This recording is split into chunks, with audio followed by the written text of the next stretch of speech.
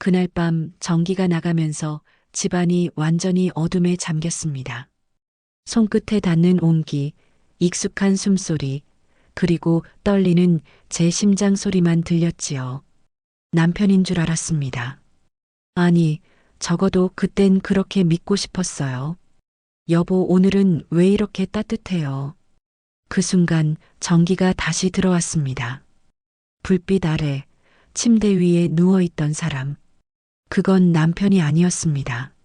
미안하다, 은주야. 순간 시간이 멈춘 듯 했습니다. 제가 사랑이라 믿었던 모든 감정이 그 한순간에 무너져 내렸지요. 하지만 이상하게도 제 마음은 두렵지 않았습니다. 그날 이후 저와 그분의 관계는 돌이킬 수 없는 길로 들어섰습니다. 누군가 말했지요. 사랑엔 나이가 없다고. 그 말이 이렇게 잔인한 의미일 줄 그땐 몰랐습니다. 이야기 시작하기 전 무료로 할 수 있는 구독과 따봉 버튼인 좋아요 부탁드립니다. 알림 설정도 해두시면 새 영상이 올라올 때마다 제일 먼저 시청하실 수 있습니다. 혹시 이야기 어디에서 듣고 계신가요? 지역 이름이나 장소를 댓글로 남겨주시면 감사한 마음으로 한 분 한 분 반갑게 인사드리겠습니다. 감사합니다. 이야기 시작합니다. 제 이름은 김은주입니다. 올해 47이고 경기도 용인에서 작은 피아노 교습소를 운영하고 있습니다. 20대 초반엔 예술고를 졸업하고 음악대학까지 다니며 피아니스트로 꿈을 키웠지요. 하지만 결혼과 동시에 그 꿈은 자연스럽게 접혔습니다. 남편이 은행 지점장으로 발령을 받으면서 저는 시댁 근처로 이사를 했습니다. 처음엔 그저 잠시 쉬는 거라 생각했지만 어느새 피아노 대신 냄비와 걸레가 제 손에 익숙해졌습니다. 시아버지는 전직 지휘자셨습니다. 서울시향에서 오랫동안 활동하셨던 분이라 그런지 늘 품격 있고 절도 있으셨어요. 어머니가 돌아가신 후엔 저희 부부와 함께 살게 되셨지요. 남편 성민은 시골 출신답게 묵묵하고 성실한 사람이지만 감정 표현은 서툴렀습니다. 결혼 초엔 서로의 다름을 이해하려 노력했지만 세월이 지나자 그 차이는 점점 커졌습니다. 오늘도 회식이 잡혔어. 늦을 것 같아. 그래요. 조심히 다녀오세요. 그는 늘 바빴습니다. 은행 일, 거래처 모임, 직원 관리 집에서는 거의 말을 하지 않았습니다. 같이 밥을 먹어도 같은 공간에 있어도 대화는 몇 마디가 전부였지요. 이따금 거울을 보면 제 얼굴이 낯설게 느껴졌습니다. 웃음기가 사라진 얼굴, 예전엔 빛나던 눈빛이 이제는 무표정으로 굳어 있었습니다. 하지만 이상하게도 시아버지와는 대화가 편했습니다. 식탁에서 마주 앉아 이런저런 이야기를 나누면 마음이 편안해졌거든요. 은주야. 요즘은 교습소에 학생이 많니? 아이들이 방학이라 조금 줄었어요. 그래도 꾸준히 오긴 해요. 그게 다 실력 덕분이지. 음악은 정직하니까. 그분의 목소리는 늘 부드럽고 차분했습니다. 무엇보다 제 이야기를 끝까지 들어주셨지요. 어쩌면 제겐 그런 따뜻한 관심이 너무 오랜만이었던 것 같아요. 그날도 어르신은 저녁 식탁에서 잔잔히 미소 지으셨습니다. 사람은 나이가 들어도 감정은 변하지 않아요. 다만 표현하는 법을 잊을 뿐이지. 그 말이 이상하게 마음에 남았습니다. 어쩌면 저도 표현하는 법을 잃어버린 사람일지도 모르겠다고 생각했어요. 그날 밤 잠자리에 들면서 문득 피아노 생각이 났습니다. 결혼 초엔 남편과 함께 살던 방 한쪽에 전자피아노가 있었지요. 하지만 언제부턴가 먼지가 쌓이고 결국 처분되어 버렸습니다. 그렇게 제 음악도 제 감정도 조용히 사라져 갔습니다. 며칠 뒤 아버님께서 제게 조심스레 말을 꺼내셨습니다. 은주냐, 혹시 집 근처에 있는 문화센터 알아? 거기에 피아노 강의가 있던데. 아, 알아요. 가끔 지나치면서 봤어요. 한번 가보거라. 연주가 삶을 살리기도 하니까. 그날 밤 저는 잠을 설쳤습니다. 이상하게 마음이 설레었거든요. 정말 오랜만에 피아노 건반을 누르는 상상을 했습니다. 그때 느꼈던 감정들, 손끝에서 살아나던 선율들, 그 모든 게 그리웠습니다.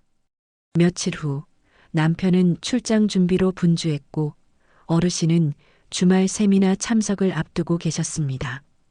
그 주말이 지나면 저는 혼자만의 시간을 조금 가질 수 있을 거라 생각했지요. 그때까지만 해도 제 삶은 늘 그러하듯 평온하고 조용할 거라 믿었습니다.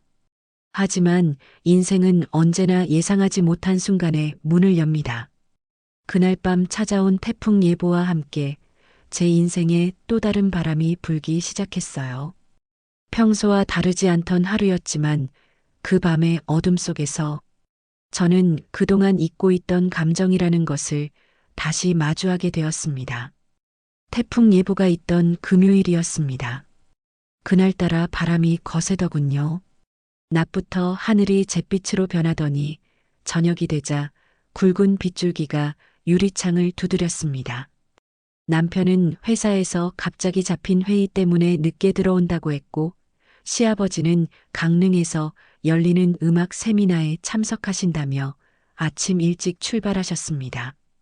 그래서 그날 밤은 정말 오랜만에 혼자 보내는 밤이 될 줄 알았습니다. 저녁을 간단히 먹고 따뜻한 차를 마시며 소파에 기대 있었습니다. 밖은 천둥과 바람 소리로 가득했지만 집안은 이상할 만큼 고요했어요. 이따금 시계를 바라보며 남편의 귀가 시간을 기다리다가 문득 피아노 생각이 났습니다. 며칠 전 아버님이 해주신 말씀이 떠올랐거든요. 연주는 삶을 살리기도 한다. 그 말이 자꾸 귀에 맴돌았습니다. 저는 오랜만에 악보 한 장을 꺼내 책상 위에 올려놓았습니다. 젊은 시절 콩쿠르에 나가며 매일같이 연습했던 쇼팽의 녹턴이었어요. 그때의 손끝 감각은 이미 잊혔지만 눈으로만 따라가도 마음이 이상하게 편안해졌습니다. 창밖에서는 여전히 폭우가 내리고 있었지만 저는 오히려 그 소리가 음악처럼 느껴졌습니다. 밤 9시쯤이었을까요? 갑자기 천둥이 크게 치더니 집안이 순식간에 암흑으로 변했습니다. 전기가 나가버린 겁니다. 순간 정적이 무겁게 내려앉았습니다. 핸드폰 불빛을 찾아보려 했지만 배터리가 다 닳아 꺼져 있더군요. 집안이 숨막히게 조용했습니다. 어디선가 희미한 발소리가 들려왔습니다. 저는 놀라서 몸을 일으켰습니다. 여보, 벌써 왔어요? 대답은 없었습니다. 하지만 익숙한 구두 소리, 문 여닫는 소리 분명 남편이라고 생각했습니다. 불이 꺼진 채로 복도를 더듬으며 안방으로 향했습니다.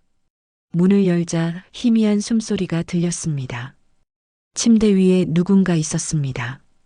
남편이 피곤해서 먼저 누운 거라고 생각했죠. 태풍 때문에 일찍 귀가한 거겠지. 그렇게 믿었습니다. 그 순간 이상하게도 제 마음이 조금 떨렸습니다.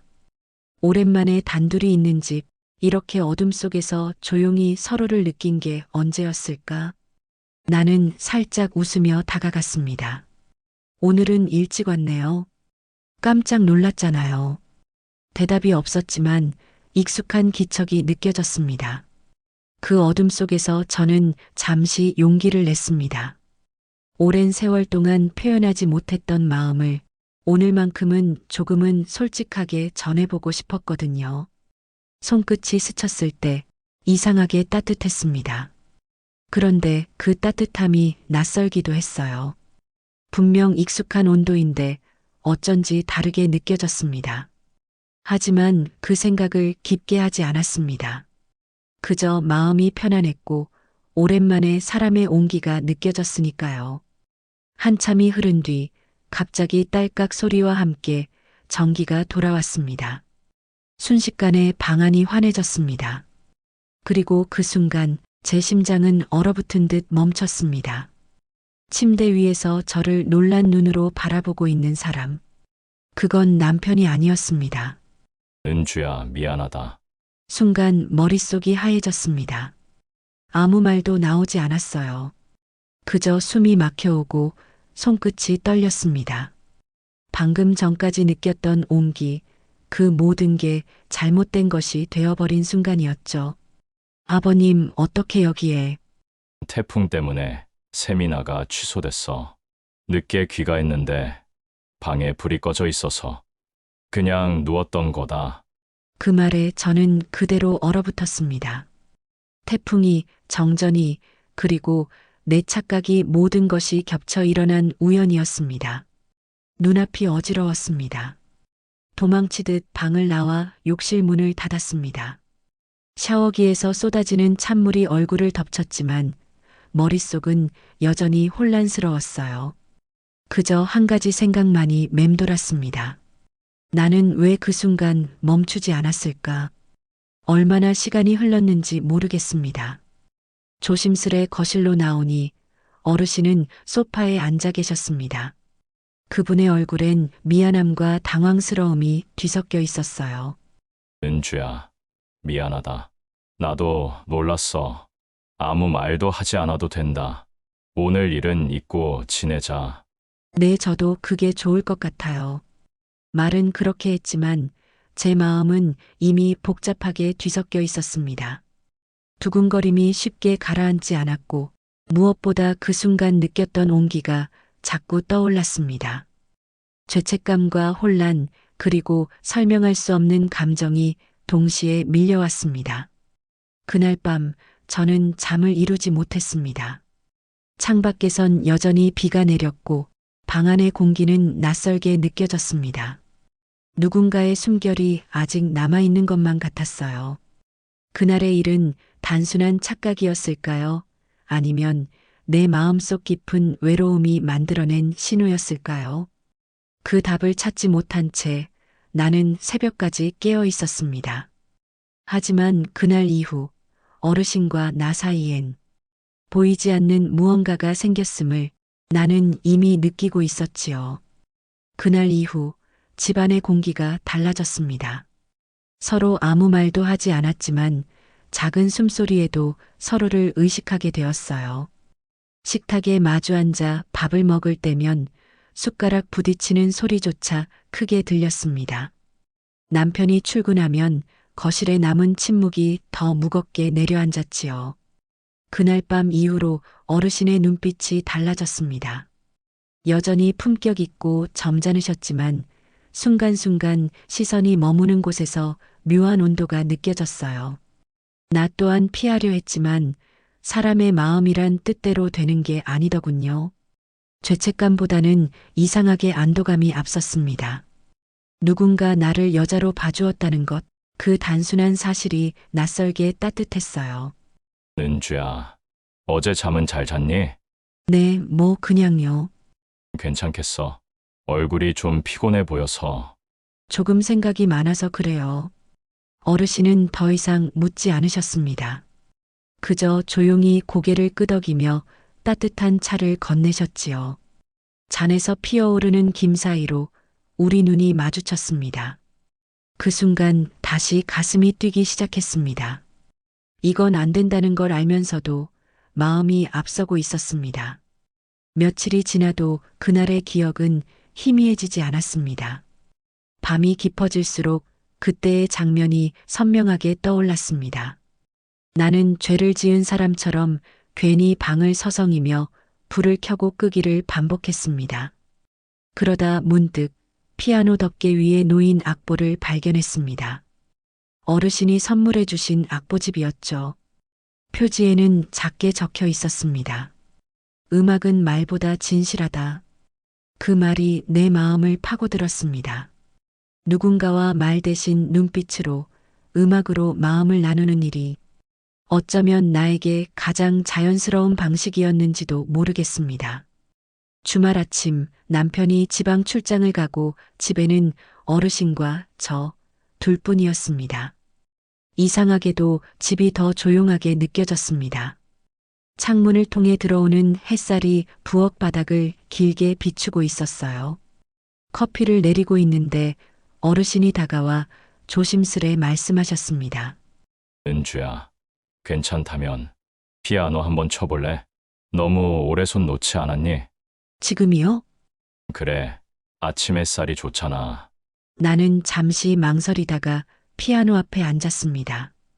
건반 위에 손가락을 올리는 순간 마치 먼지가 쌓인 기억들이 다시 깨어나는 것 같았어요. 조심스럽게 첫 음을 눌렀습니다. 건반 아래로 퍼지는 울림이 손끝을 타고 심장으로 전해졌습니다. 한참을 연주하자 어르신이 내 옆에 다가와 조용히 말씀하셨습니다. 그렇지.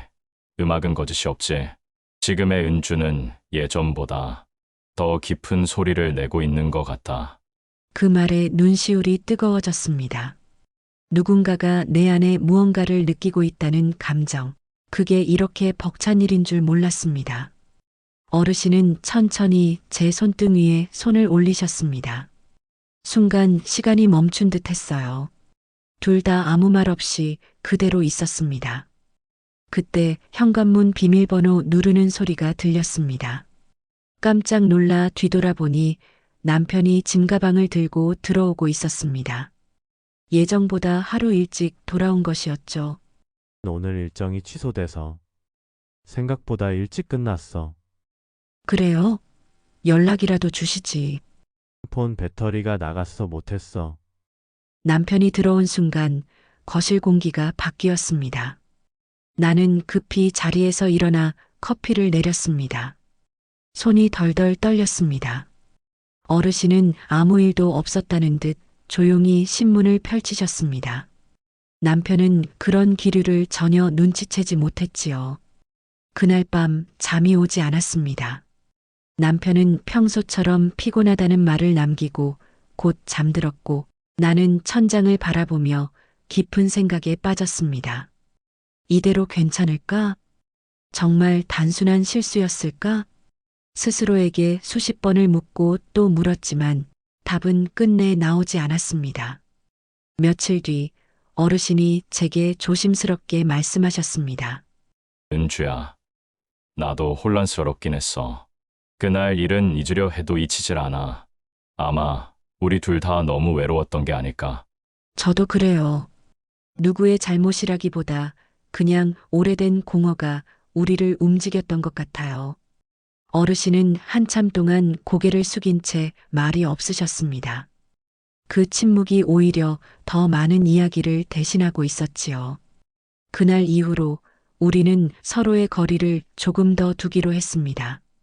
하지만 마음은 이미 알고 있었습니다. 거리를 둔다고 해서 마음이 멀어지는 건 아니라는 걸요. 그날의 기억은 단지 한순간의 실수가 아니라 내 안의 감정이 다시 살아났다는 신호였다는 걸요. 그렇게 우리는 하루하루 조심스럽게 일상을 이어갔습니다. 하지만 언제나 그랬듯 사람의 마음은 한번 움직이기 시작하면 다시 제자리로 돌아가기 어렵지요. 그날 이후 우리는 서로에게 거리를 두려 애썼습니다. 하지만 거리라는 건 마음으로 정한다고 해서 쉽게 지켜지는 게 아니더군요. 어르신은 여전히 점잖고 조용하셨고 나도 예전처럼 일상을 이어가려 했습니다. 그런데 그 평범함이 오히려 더 낯설게 느껴졌습니다. 무언가를 애써 숨기는 듯한 긴장감이 우리 사이에 얇은 막처럼 자리 잡았지요. 남편은 여전히 바빴습니다. 회사 일로 새벽에 들어오고 주말에도 전화기에서 손을 놓지 않았습니다. 함께 밥을 먹어도 마음은 늘 다른 곳에 있는 사람 같았어요. 그럴수록 집안의 공허함은 더 커졌습니다. 그리고 그 빈자리를 채워주는 건 이상하게도 어르신의 존재였습니다. 은주야, 어제는 잘 쉬었니? 네, 그냥 평소처럼요. 무리하지 말 거라. 얼굴빛이 많이 안 좋아. 아버님의 말 한마디가 마음에 오래 남았습니다. 단지 안부를 묻는 말인데 이상하게 따뜻했어요. 누군가 나를 바라보고 있다는 사실이 이렇게 위로가 될 줄 몰랐습니다.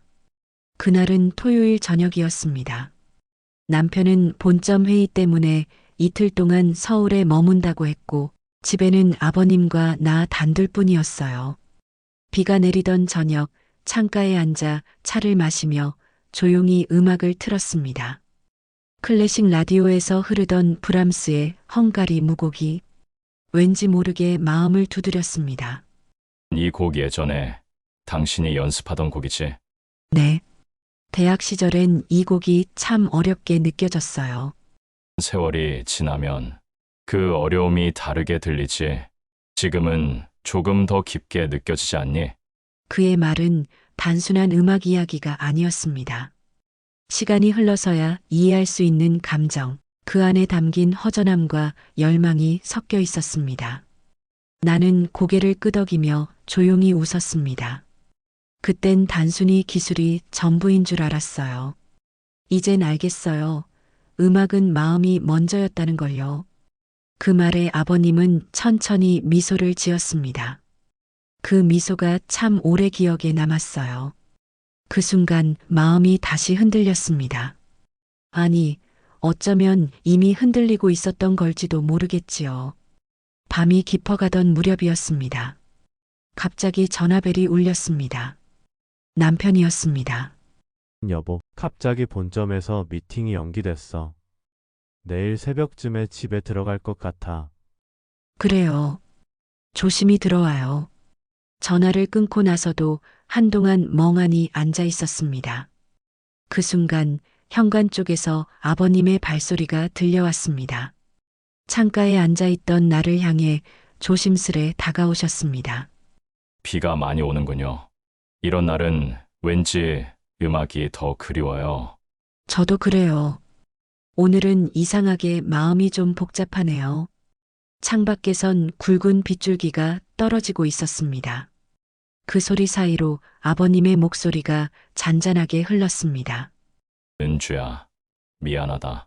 그날 이후로 마음이 자꾸 흔들려서 잊으려 해도 잘 안 되네. 저도 그래요. 시간이 지나면 괜찮아질 줄 알았는데 오히려 더 생각나요. 그 말이 나오자마자 방 안의 공기가 달라졌습니다. 누군가의 숨결처럼 따뜻한 온기가 감돌았어요. 하지만 그때 문득 멈춰야 한다는 생각이 스쳤습니다. 이 감정이 더 깊어지면 돌이킬 수 없는 길을 가게 될지도 모른다는 두려움이 들었거든요. 아버님, 이젠 정말 그만해야 해요. 저희가 선을 넘으면 모든 게 무너질지도 몰라요. 알고 있다. 그래서 더 힘들어. 우리는 서로를 바라봤습니다. 아무 말도 하지 않았지만 그 눈빛 속에는 모든 게 담겨 있었습니다. 그날 밤 비가 그치지 않았습니다. 그리고 그 빗소리 속에서 나는 문득 깨달았습니다. 마음의 문은 한번 열리면 다시 닫기가 참 어렵구나. 그날 이후 며칠 동안 우리는 서로를 피했습니다. 식탁에서도 거실에서도 눈을 마주치지 않으려 했습니다. 하지만 이상하게도 그 침묵 속에서도 서로의 존재가 더 크게 느껴졌습니다. 그건 마치 닫히지 않는 문 사이로 스며드는 빛처럼 희미하지만 분명한 온기였습니다. 그리고 일주일 뒤 그 문이 다시 열리는 계기가 찾아왔습니다. 남편이 해외 파견 명령을 받았다는 소식이었죠. 1년 동안 외국에 머물게 된다는 말에 나는 웃어야 할지 울어야 할지 몰랐습니다. 그 소식은 모든 걸 바꿔놓을 예고처럼 들렸습니다. 닫히지 않던 마음의 문은 이제 완전히 열리기 직전이었지요. 남편이 해외 파견 명령을 받았다는 이야기를 들은 건 봄이 막 시작되던 날이었습니다. 그날 아침 식탁에서 남편은 커피를 한 모금 마시며 담담히 말했지요. 본점에서 뉴욕 지점 근무 제안이 왔어요. 1년 정도 연수 겸 파견이래요. 1년이요. 갑자기 그렇게 오래요? 생각보다 규모가 큰 프로젝트라서요. 기회가 자주 오는 게 아니라 이번엔 가야 할 것 같아요. 나는 웃으며 고개를 끄덕였지만 마음 한쪽이 묘하게 울렁거렸습니다. 기쁜 일인데도 왠지 모를 불안함이 밀려왔어요. 남편이 떠난다는 건 곧 이 집에 나와 어르신 단둘만 남는다는 뜻이었으니까요. 며칠 후 인천공항 출국장 앞 남편은 늘 하던 대로 짧게 안아주며 말했다. 은주야, 1년 금방이야. 아버지 잘 부탁해요. 네, 걱정 말고 다녀오세요. 비행기가 떠난 뒤 공항 주차장으로 향하는 길은 이상할 만큼 조용했습니다. 옆자리의 어르신도 말이 없으셨지요. 차 안에 흐르던 클래식 라디오의 현악 소리만이 정막을 채웠습니다. 잠시 후 어르신이 나지막이 물으셨습니다. 은주야, 괜찮겠어? 이제 우리 둘뿐인데. 네, 뭐 괜찮을 거예요. 하지만 그 말엔 자신이 없었습니다. 돌아오는 길 내내 마음이 복잡했습니다. 텅 빈 집에 도착하니 이상하게 바람 소리마저 크게 들렸습니다. 집안의 공기, 냄새, 그리고 조용한 시계 소리까지 모든 게 낯설고 어색했습니다. 그날 저녁 아버님은 부엌에 들어와 저녁 준비를 도와주셨습니다. 칼로 채소를 썰던 손길이 조심스러웠습니다. 오랜만에 두 사람이 나란히 서 있자 이상하게 마음이 편해졌습니다. 은주야, 나도 이제 도와야겠어. 이젠 식구가 둘뿐이니. 아버님, 그럴 필요 없어요. 이건 제 일이잖아요. 아니야, 이제부터는 함께하자. 그 말에 가슴이 따뜻해졌습니다. 그날 이후 우리는 조금씩 함께하는 시간이 많아졌습니다. 아침엔 커피를 함께 마시고, 점심엔 함께 장을 보고, 저녁엔 식탁에 마주 앉아 대화를 나누었지요. 처음엔 단순히 위로를 나누는 사이였지만, 시간이 지나면서 서로의 하루가 자연스레 이어지기 시작했습니다. 하루의 시작과 끝이 어르신의 목소리로 채워졌습니다. 그분의 말 한마디가, 미소 하나가 이상하게 마음을 편안하게 만들었습니다. 은주야, 음악은 계속하고 있니? 요즘은 학생들 가르치느라 제 연습은 못했어요. 그럼 내일부터 같이 해보자. 나도 오랜만에 악보를 볼까 하는데. 그 다음 날부터 우리 둘은 매일 오전이면 거실의 오래된 피아노 앞에 앉았습니다. 처음엔 손가락이 굳어서 건반이 어색했지만 어르신이 옆에서 리듬을 짚어주고 악보를 넘겨주시니 마음이 놓였어요. 그분은 연주를 들으며 자주 고개를 끄덕였습니다. 좋아요. 지금 이 참 부드럽고 따뜻해. 그 말 한마디에 손끝이 떨렸습니다. 누군가가 나의 소리를 들어준다는 건 그동안 잊고 살던 감정이었습니다. 연습이 끝나면 차를 마시며 대화를 나눴습니다. 처음엔 음악 이야기로 시작했지만 어느새 인생 이야기가 이어졌지요. 아버님은 지휘자로 사는 동안 외롭지 않으셨어요? 음악은 늘 곁에 있었지만 사람이 없었지. 그래서 외로움도 리듬처럼 따라왔다. 그 말 왠지 이해돼요. 저도 늘 옆에 누가 있었는데도 외로웠거든요. 그 대화 후 묘한 침묵이 흘렀습니다. 창밖에 바람이 불고 얇은 커튼이 천천히 흔들렸습니다. 그 바람이 마치 마음을 어루만지는 것 같았습니다. 그날 밤 잠이 오지 않았습니다. 불을 끄고 누웠지만 아버님의 말이 계속 귓가에 맴돌았습니다. 음악은 늘 곁에 있었지만 사람이 없었지. 그 문장이 내 마음을 깊이 파고들었어요. 나도 그랬습니다. 항상 누군가 곁에 있었지만 마음은 늘 혼자였지요. 며칠 뒤 봄비가 내리던 오후였습니다. 교습소 수업이 끝난 뒤 귀가하니 거실 한가운데 아버님이 피아노 앞에 앉아 계셨습니다. 그분이 조용히 나를 바라보며 말했습니다. 은주야, 오늘은 네가 해볼 차례다. 이 곡 함께 연주해보자. 악보 위에는 클레멘티 소나티나. 두 사람이 함께 치기 좋은 곡이었어요. 나는 조용히 자리에 앉았습니다. 그리고 손끝이 건반을 누르는 순간 어르신의 손등이 내 손과 살짝 닿았습니다. 우리는 아무 말도 하지 않았지만 그 잠깐의 접촉이 모든 걸 대신하고 있었지요. 소리는 조용했지만 마음은 크게 흔들렸습니다. 그날 이후 피아노는 더 이상 단순한 악기가 아니었습니다. 그건 서로의 감정을 숨기듯 나누는 언어가 되어버렸습니다. 남편이 떠난 빈자리엔 바람처럼 스며든 온기가 머물고 있었습니다. 그건 외로움이 만들어낸 착각일 수도 새로운 시작의 예감일 수도 있었지요. 하지만 분명한 건 그 바람이 점점 내 마음의 중심으로 들어오고 있다는 것이었습니다. 봄이 깊어가면서 우리 집 앞 은행나무에도 새잎이 돋기 시작했습니다. 햇살은 한층 부드러워졌고 창문을 열면 은은한 바람이 거실 안으로 들어왔지요.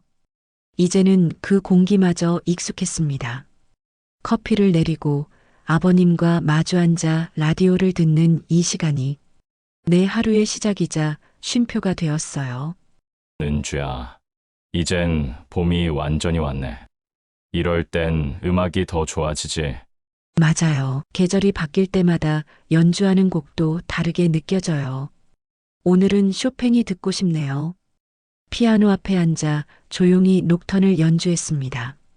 손끝에서 흘러나오는 소리에 어르신의 미소가 번졌습니다. 그 미소 하나가 내 마음을 이상하게 흔들었지요. 우리는 점점 말이 줄어들었지만 그 침묵이 오히려 더 깊은 대화처럼 느껴졌습니다.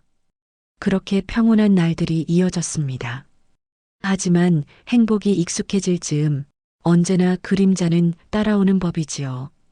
어느 날 오후 교습소 수업이 끝나고 집에 돌아오니 낯선 신발 한 켤레가 현관에 놓여 있었습니다. 거실 문을 여니 한 여성이 어르신 맞은편에 앉아 있었습니다. 단정한 단발머리에 검정 코트를 입은 중년 여성이었지요. 그녀가 먼저 자리에서 일어나 인사했습니다. 안녕하세요. 혹시 은주 씨? 네, 그런데요. 지연이야, 내 딸이다. 순간 머릿속이 하얘졌습니다. 아버님의 딸이라니. 이 집에 온 건 이번이 처음이라고 했습니다. 남편이 떠난 뒤 처음 찾아온 가족의 발자국이었지요. 아버지 혼자 계신다기에 걱정돼서요. 요즘은 건강이 괜찮으세요? 괜찮다. 내가 오랜만에 오니 반갑구나. 며느님이 이렇게 잘 챙겨주시니 마음이 놓여요. 나는 애써 미소를 지었지만 가슴속 어딘가가 쿵 하고 내려앉았습니다. 누군가의 시선이 우리 둘을 함께 바라보는 그 순간이 그렇게 불편할 줄 몰랐습니다. 지연 씨는 밝고 예의 바른 사람이었습니다. 하지만 그녀가 아버지와 내 사이를 스쳐보는 짧은 눈빛 속에서 왠지 모를 경계심이 느껴졌습니다. 아버지, 요즘은 교향악단에서도 은퇴하신 분들 모임이 있다는데요. 거기 가보세요. 너무 집에만 계시지 마시고요. 그래야겠구나. 요즘은 은주 덕분에 집에만 있었지. 은주 씨 덕분이라니요? 그 말에 순간 공기가 멈춘 듯 했습니다. 어르신은 아무렇지 않게 웃으며 대답하셨지요. 내 연습을 도와주고 있거든. 오랜만에 음악 이야기할 수 있어서 즐겁다. 그제야 지연 씨는 고개를 끄덕였지만 그 눈빛은 쉽게 사라지지 않았습니다. 그녀가 돌아간 후 나는 한동안 말이 나오지 않았습니다. 어르신, 따님이 참 조심스러운 분이네요. 지연이는 어릴 때부터 예민했어. 어머니를 닮았지. 눈치가 빠르고 말보다 생각이 앞서는 아이였지. 오늘 그분이 우리를 어떻게 봤을까요? 괜한 걱정 말아라. 우리 사이엔 아무 일도 없었잖아. 그 말이 맞았지만 마음은 쉽게 가라앉지 않았습니다. 그녀의 시선이 남긴 흔적이 마음 한켠에 오래 남았어요. 마치 봄볕 아래 생긴 희미한 그림자처럼요. 며칠 뒤 지연 씨는 다시 전화를 걸어왔습니다. 남편이 없는 집에 혼자 전화를 받는 게 왠지 낯설게 느껴졌습니다. 은주 씨, 지난번에 감사했어요. 아버지 건강 상태가 괜찮으신지 확인하고 싶어서요. 예, 잘 지내고 계세요. 걱정 안 하셔도 돼요. 다행이네요. 그런데 혹시 아버지와 자주 시간을 보내시나 봐요? 그 질문에 목소리가 잠시 떨렸습니다. 예, 피아노 연습도 가끔 도와드리고 있어요. 라고 말했지만 그녀의 반응은 짧고 묘했습니다. 그렇군요. 아버지도 은주 씨를 믿으시니까 잘 부탁드려요. 전화를 끊고 나서 한동안 멍하니 창문을 바라봤습니다. 햇살은 여전히 따뜻했지만 마음속 어딘가엔 서늘한 바람이 스쳐갔습니다. 그날 밤 어르신이 조용히 물으셨습니다. 지연이 전화했지? 네. 그냥 안부 정도였어요. 괜찮아. 그 아이는 눈치가 빠르니 당분간은 조심하자. 그 말에 마음이 멈칫했습니다. 조심하자는 그 한마디가 이미 우리가 선을 넘었다는 뜻처럼 들렸습니다. 나는 아무 대답도 하지 못한 채 고개만 끄덕였지요. 창밖에 봄바람이 커튼을 흔들고 있었습니다.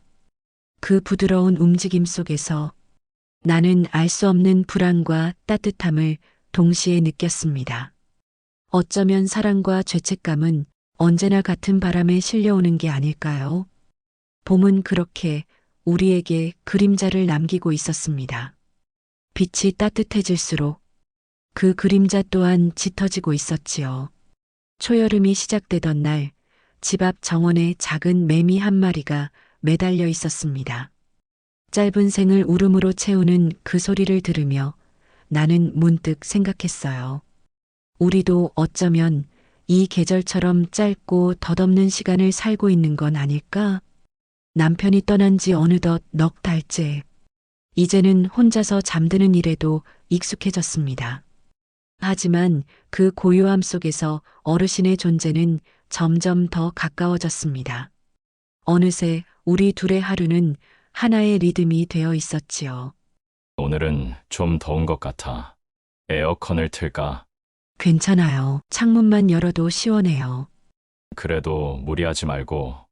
은주는 늘 참는 게 습관인 사람이라서. 그 말에 가슴이 찌르르 했습니다.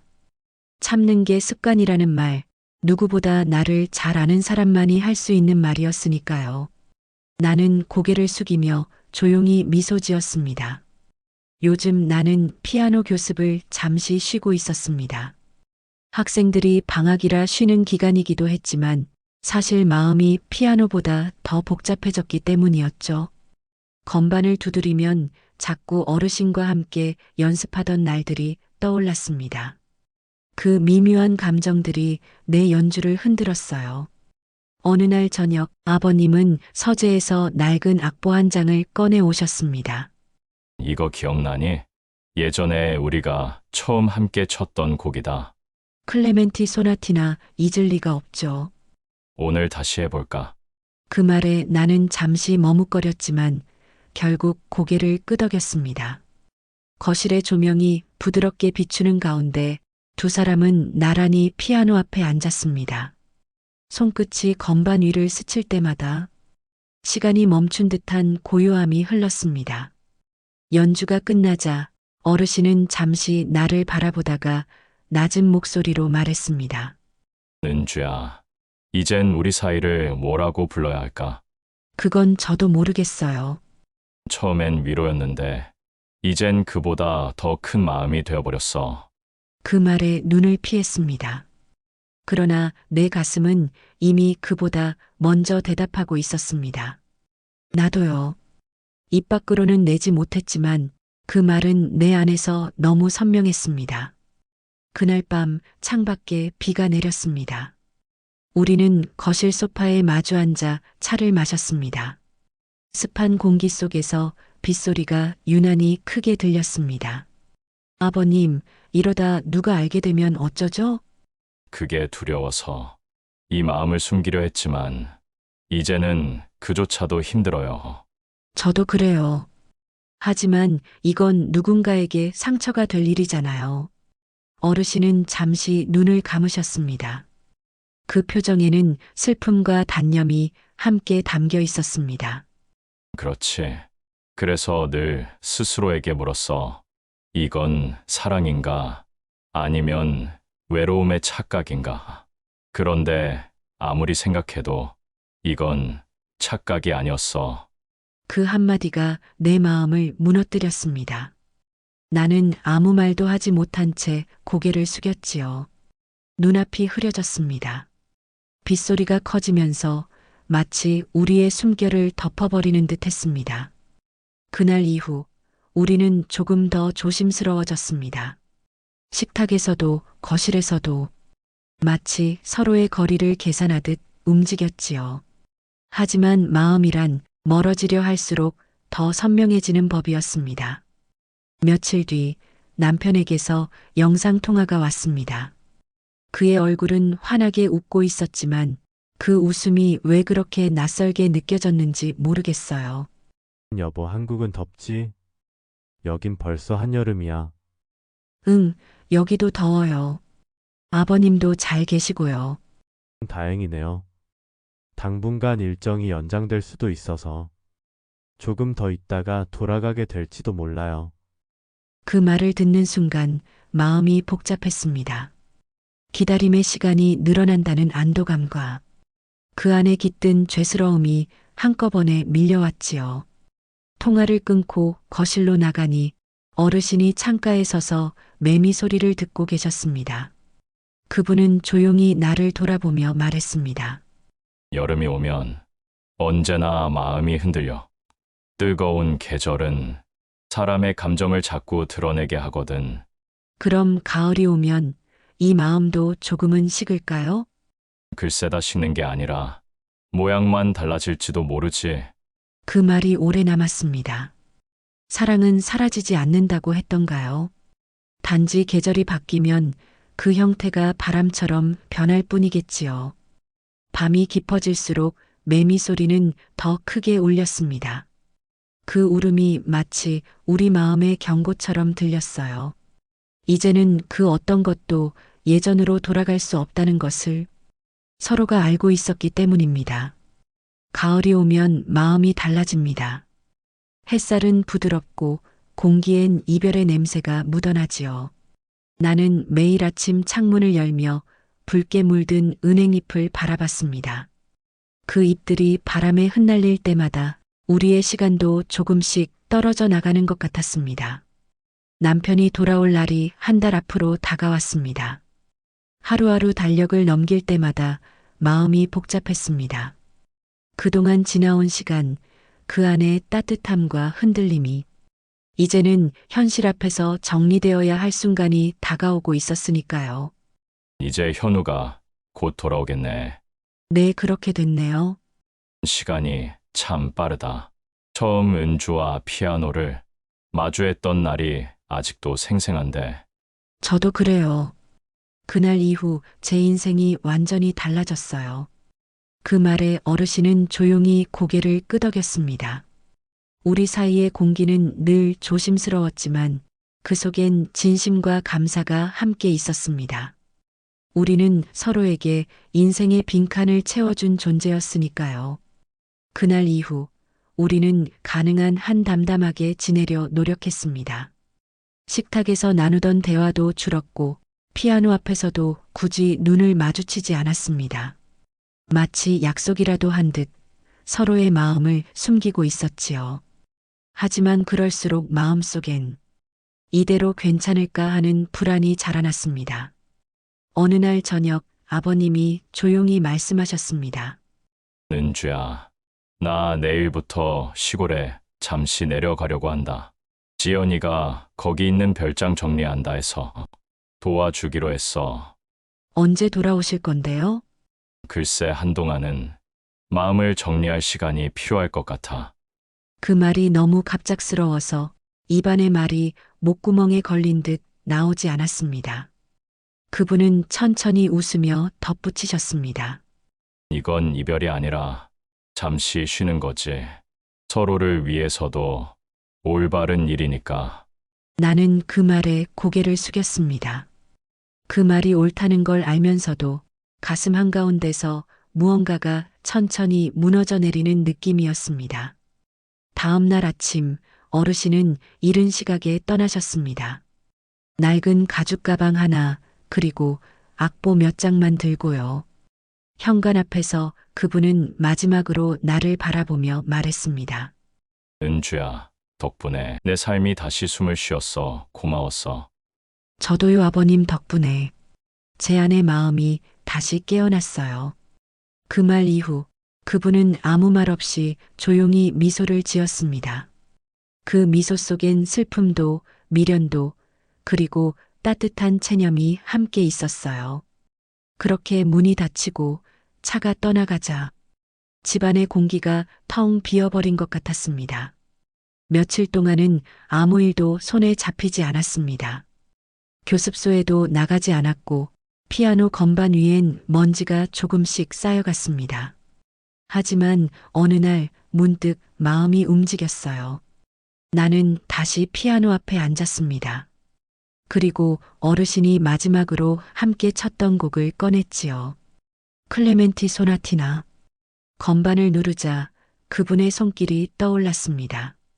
리듬이 엇갈린 때마다 들리던 그의 웃음소리, 그리고 건반 위를 스치던 그 온기. 모든 게 여전히 내 안에 살아 있었습니다. 그렇게 연주를 마쳤을 때 눈물이 볼을 타고 흘러내렸습니다. 며칠 후 남편이 귀국했습니다. 공항에서 본 그의 얼굴은 오랜만에 밝았고 나는 평소처럼 웃으며 인사를 건넸습니다. 여보, 기다리느라 힘들었지? 아니요. 덕분에 잘 지냈어요. 아버지도 잘 계시지? 며칠 전에 시골로 내려가셨어요. 지연 씨가 불러서 함께 가셨대요. 남편은 고개를 끄덕이며 짐을 들고 걸어갔습니다. 나는 그 뒷모습을 바라보며 내 안에 또 다른 문이 천천히 닫히는 걸 느꼈습니다. 그날 밤 남편은 피곤하다며 일찍 잠들었고 나는 조용히 거실로 나왔습니다. 창밖에는 낙엽이 바람에 흩날리고 있었습니다. 한참을 바라보다 나는 피아노 앞에 앉았습니다. 그리고 조용히 속삭였지요. 아버님 잘 계시죠? 이제 저도 제자리로 돌아가 볼게요. 하지만 언젠가 다시 음악을 하게 된다면 그때의 마음을 떠올릴 거예요. 손끝이 건반을 누르자 낮고 잔잔한 음이 흘렀습니다. 그 소리는 마치 바람처럼 한때 머물렀던 사랑의 흔적을 따라 흘러갔습니다. 가을의 끝, 나는 비로소 깨달았습니다. 사랑이란 꼭 함께 있어야 하는 건 아니란 걸요. 때로는 서로의 삶을 살게 해주는 것이 가장 깊은 사랑일 수도 있다는 것을. 창밖의 바람이 마지막 잎새를 스치며 멀어졌습니다. 그리고 그 순간 나는 미소 지으며 피아노 뚜껑을 천천히 덮었습니다. 그 소리가 작게 울렸습니다. 마치 한 계절의 끝을 알리는 듯이. 인생은 참 묘하지요. 사랑이 언제, 어디서, 누구의 모습으로 다가올지 우리는 미리 알 수 없습니다. 하지만 분명한 건 그 순간만큼은 누구나 진심이었다는 사실입니다. 여러분은 이 이야기를 어떻게 보셨나요? 옳고 그름보다 한 사람의 마음 속에 있었던 외로움과 용서를 조금은 이해할 수 있지 않으셨나요? 여러분의 생각을 댓글로 남겨주세요. 누군가에게는 그 한 줄이 오랜 시간 숨겨왔던 마음의 답이 될지도 모릅니다. 이야기가 마음에 남으셨다면 구독과 좋아요로 응원해주세요. 여러분의 한 번의 클릭이 또 다른 숨겨진 이야기를 세상 밖으로 꺼내는 힘이 됩니다. 그리고 댓글로 여러분의 생각을 들려주세요. 당신의 한 줄 공감이 누군가의 마음을 위로할 수 있습니다.